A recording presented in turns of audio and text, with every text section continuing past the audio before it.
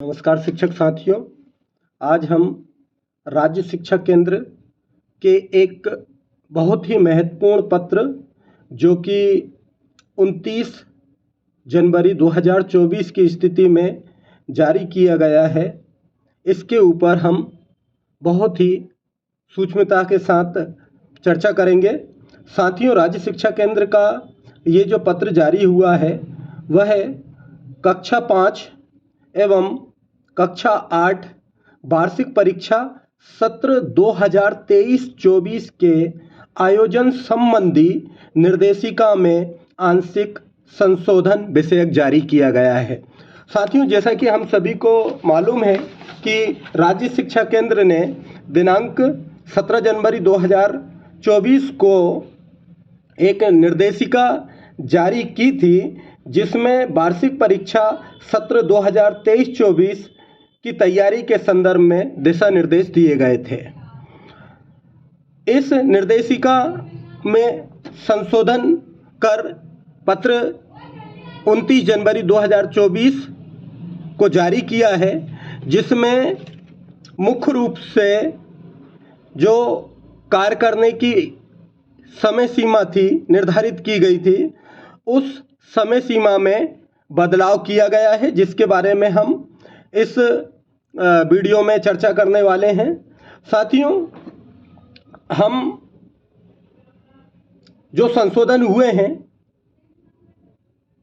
उस पर चर्चा शुरू करते हैं। यहाँ पर आप देख पा रहे हैं कि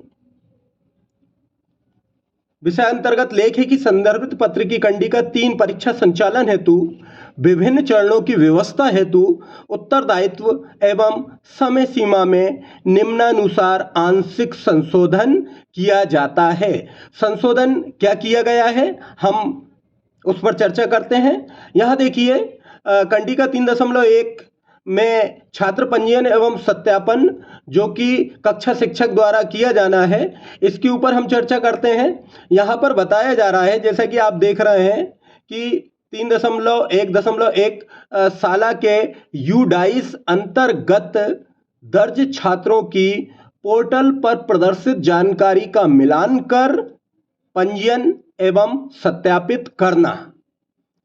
आगे कहा जा रहा है, परीक्षा पोर्टल पर छात्र पंजीयन के दौरान साला द्वारा कक्षा 5 हेतु ₹50 प्रति छात्र एवं कक्षा 8 हेतु ₹100 प्रति छात्र परीक्षा शुल्क का भुगतान पेमेंट गेटवे प्रक्रिया से किया जाएगा। यहाँ पर स्पष्ट कहा जा रहा है कि परीक्षा शुल्क की राशि छात्रों से नहीं ली जानी है। आगे कहा जा रहा है कि पंजीयन के दौरान परीक्षा पोर्टल पर प्रदर्शित होने वाली छात्र की प्रोफाइल संबंधी जानकारी यथा छात्र का नाम, समग्र आईडी, जन्मतिथि, जेंडर, श्रेणी चाहे SC, ST, OBC, general, ETC, माता पिता का नाम, मोबाइल नंबर, साला का नाम, माध्यम, कक्षा, CWSN कैटेगरी आदि का ध्यानपूर्वक मिलान कर सत्यापन किया जाए। त्रुटिपूर्ण जानकारी होने पर उसका सुधार किया जाए। यहाँ पर स्पष्ट किया जा रहा है कि श्रेणी संबंधी जानकारी में संशोधन परीक्षा पोर्टल पर नहीं हो सकेगा। ये जो कार्रवाई है, संबंधित साला प्रभारी जो हैं वे इसके उत्तरदायी हैं और इन कार्यों को संपन्न करने की जो समय सीमा है वो 26 जनवरी से 4 फरवरी 2024 तक तय की गई है। पहले ये समय अवधि में आप सभी को बताना चाहूँगा कि पूर्व में जो कि पत्र 17 जनवरी को जारी किया गया था, उनमें इस कार्य को संपन्न करने की जो समय अवधि थी 15 फरवरी 2024 थी, जिसमें संशोधन कर अब इन कार्यों की समय सीमा 26 जनवरी से 4 फरवरी 2024 तक निर्धारित की गई है। इसका तात्पर्य ये है कि हमें ये गतिविधियां करने के लिए, इस प्रकार के कार्य करने के लिए समय सीमा कम है, अतः हमें शीघ्रता से कार्य करने होंगे। आगे हम चर्चा करते हैं। छात्र पंजीयन के दौरान ही छात्र द्वारा चयनित भाषा एवं विषयों की जानकारी ध्यानपूर्वक भरी जाए। आगे कहा जा रहा है, अशासकीय शालाओं द्वारा भाषा के प्रश्न पत्र हेतु एनसीईआरटी अथवा एससीईआरटी विकल्प चयन सावधानी पूर्वक किया जाए। आगे हम देखते हैं, आगे कहा जा रहा है कि सूची में प्रदर्शित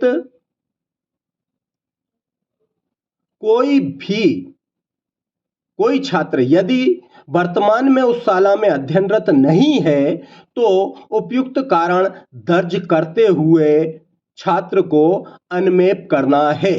आगे देखते हैं, आगे कहा जा रहा है, यदि कोई ऐसा छात्र शाला में अध्ययनरत है जिसका नाम सूची में सम्मिलित नहीं है तो ऐसे छात्र को सूची में शामिल करना है। साथ ही आगे कहा जा रहा है, जिन छात्रों का समग्र पोर्टल पर पंजीयन नहीं है उनका पंजीयन समग्र पोर्टल पर कराना। यहाँ पर बताया जा रहा है, परीक्षा हेतु पात्र कोई भी छात्र परीक्षा में सम्मिलित होने से वंचित नहीं रहना चाहिए। ये सभी जो कार्य हैं वो 4 फरवरी 2024 तक उत्तरदायी जो अधिकारी हैं संबंधित शाला प्रभारी उनको ये कार्य संपन्न कराना है। आगे देखते हैं कि 4 फरवरी 2024 तक की स्थिति में और क्या क्या कार्य किए जाने हैं। यहाँ पर हम आगे देख रहे हैं 3.2 में अर्धवार्षिक परीक्षा के प्राप्तांकों की पोर्टल पर प्रविष्टि। परीक्षा पोर्टल पर छात्रों के पंजीयन पश्चात अर्धवार्षिक परीक्षा प्राप्तांकों की छात्रवार एवं विषयवार प्रविष्टि पोर्टल पर की जाना। शाला द्वारा पोर्टल पर छात्र के मूल प्राप्तांक दर्ज किया जाना है। अधिभार की गणना पोर्टल द्वारा स्वतः कर ली जाएगी। ये कार्य भी संबंधित शाला प्रभारी को कराना है और इसकी समय अवधि जो है वो 4 फरवरी 2024 तक निर्धारित की गई है। आगे हम देखते हैं कुछ माननीय विकासखंड स्रोत समन्वयक जो हैं उनके कार्य हैं और उनको जो कार्य करना है उसकी समय सीमा में भी बदलाव करते हुए समय सीमा 4 फरवरी 2024 तक निर्धारित की गई है और बीआरसीसी महोदय के द्वारा जो कार्य किए जाने हैं हम उन पर चर्चा कर लेते हैं। यहाँ पर बताया जा रहा है, परीक्षा केंद्र निर्धारण बीआरसीसी के लॉगिन पर उपलब्ध कराई गई सुविधा अनुसार उनके द्वारा पोर्टल पर प्रत्येक परीक्षा केंद्र शाला को चिन्हित कर शाला में कक्षों की उपलब्धता अनुसार परीक्षा केंद्र की क्षमता दर्ज करेंगे तथा कंडिका 5 में वर्णित दिशा निर्देशों अनुसार परीक्षा केंद्राध्यक्ष एवं सहायक केंद्राध्यक्ष का भी चयन करेंगे। आगे बताया जा रहा है, प्रत्येक जनशिक्षा केंद्र स्तर पर अधिकतम 3 परीक्षा केंद्र बनाए जाएंगे। परीक्षा केंद्र के चिन्हांकन के समय ध्यान रखा जाए कि न्यूनतम 100 परीक्षार्थी होने पर ही परीक्षा केंद्र बनाया जाए। विशेष परिस्थितियों में राज्य शिक्षा केंद्र को सूचित करते हुए जिला कलेक्टर महोदय की अनुमति से परीक्षा केंद्रों की संख्या बढ़ाई जा सकेगी। आगे बताया जा रहा है कि अशासकीय शालाओं एवं मदरसों को भी परीक्षा केंद्रों बनाया जा सकेगा।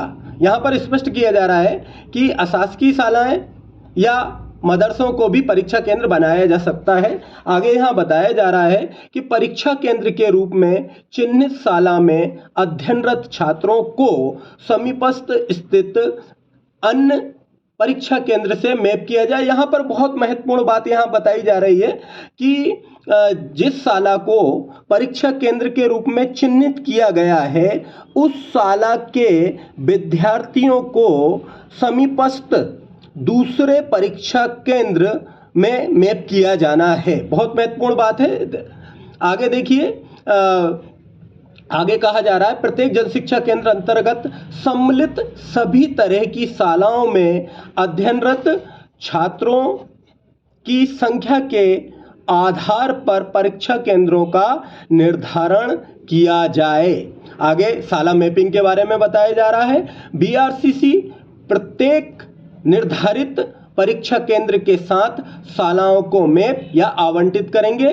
ये कार्य जो है विकासखंड स्रोत समन्वयक बीआरसीसी महोदय के द्वारा 4 फरवरी 2024 तक अनिवार्यता है संपन्न किए जाने हैं। आगे हम देख रहे हैं, आगे माननीय जिला शिक्षा अधिकारी जी के दायित्व दिए गए हैं, जिनकी समय सीमा 8 फरवरी 2024 तक निर्धारित की गई है।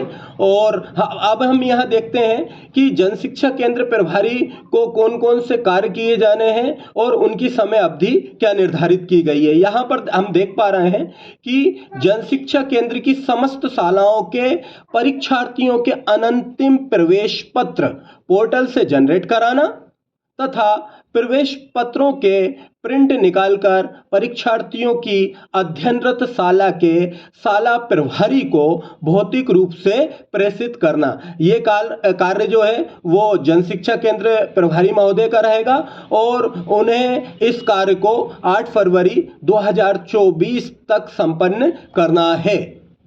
आगे देखते हैं, आगे शाला प्रभारी महोदय के कार्य बताए जा रहे हैं, जिनकी समय सीमा 10 फरवरी 2024 निर्धारित की गई है। और जो कार्य हैं वो इस प्रकार हैं। संबंधित शाला प्रभारी द्वारा अनंतिम प्रवेश पत्रों में दिए गए विवरण का मिलान कर त्रुटिपूर्ण प्रविष्टियों का सुधार परीक्षा पोर्टल जो कि rskmp.in है पर करना है। आगे देखते हैं कि और शाला प्रभारी महोदय को कौन से उत्तरदायित्व सौंपे गए हैं। यहाँ पर बताया जा रहा है कि शाला में दर्ज समस्त परीक्षार्थियों के प्रवेश पत्रों का मिलान उपरांत त्रुटियों के संशोधन संबंधी प्रमाण पत्र ऑनलाइन सबमिट करना एवं कक्षावार दर्ज परीक्षार्थियों हेतु निर्धारित परीक्षा शुल्क पोर्टल पर ऑनलाइन जमा किए जाने की पुष्टि करना। ये शाला प्रभारी महोदय का दायित्व है और इस दायित्व का निर्वहन उन्हें 22 फरवरी 2024 तक की स्थिति में करना है। आगे देखते हैं, आगे जन शिक्षा केंद्र प्रभारी महोदय के दायित्व दिए गए हैं और उनकी समय सीमा जो है वो निर्धारित की गई है 15 फरवरी 2024 तक। और दायित्व क्या है? परीक्षार्थियों के त्रुटि रहित अंतिम प्रवेश पत्र के प्रिंट निकालकर परीक्षार्थी की अध्ययनरत शाला के शाला प्रभारी को भौतिक रूप से प्रेषित करना। ये कार्य जन शिक्षा केंद्र प्रभारी का रहेगा और इस कार्य को उन्हें 15 फरवरी 2024 तक करना है। आगे देखते हैं, आगे यहाँ पर हम देख पा रहे हैं कि शाला प्रभारी के कार्य दिए गए हैं। शाला प्रभारी महोदय को संबंधित शाला प्रभारी तथा प्रवेश पत्रों का परीक्षार्थी वार वितरण कराना है शाला प्रभारी महोदय को और समय सीमा जो निर्धारित की गई है वो 17 फरवरी 2024 तक है। आगे देखते हैं, आगे यहाँ पर जन शिक्षा केंद्र प्रभारी महोदय के दायित्व दिए गए हैं जो कि उन्हें 1 मार्च 2024 तक की स्थिति में संपन्न करना है। और कार्य है परीक्षार्थियों के विषयवार उपस्थिति पत्रक पोर्टल से जनरेट कर प्रिंट आउट संबंधित परीक्षा केंद्र अध्यक्ष को उपलब्ध कराना। अब यहाँ हम आगे देख रहे हैं कि परीक्षा केंद्र अध्यक्ष जो रहेंगे उनके क्या दायित्व रहेंगे और उसकी समय सीमा क्या निर्धारित की गई है। यहाँ पर बताया जा रहा है कि उपस्थिति पत्रक के आधार पर परीक्षा केंद्रों में बैठक व्यवस्था की योजना को अंतिम रूप देना।